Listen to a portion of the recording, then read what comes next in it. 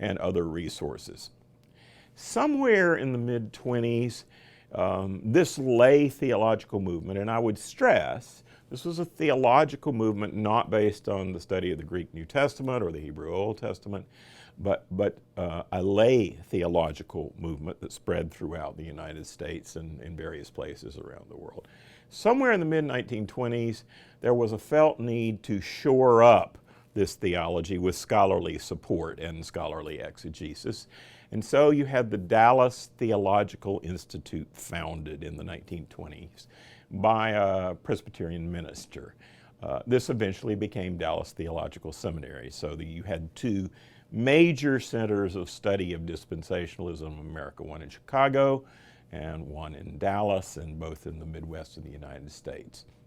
Now, if you study the history of Dallas Theological Seminary and you look at the names of their presidents, involving a lot of well-known names along the way, you'll discover that most of those folks continued to propagate the gospel of dispensationalism by writing books, various kinds of books like Armageddon and Mideast Oil by Professor Walvoord or President Walvoord.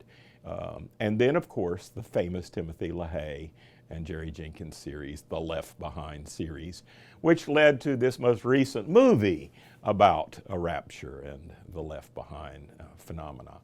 What you need to understand about this is that for 1,800 years of church history, nobody believed this theology or thought it was an accurate way of interpreting the Bible. Today, when we look at it, we can realize it's a relatively modern phenomenon. And as a modern phenomenon, it's unique to the Western church. It's unique to certain forms of Protestantism. In other words, it's not a Catholic theology, it's not an Orthodox theology. And actually, only a minority of Protestants have embraced this theology.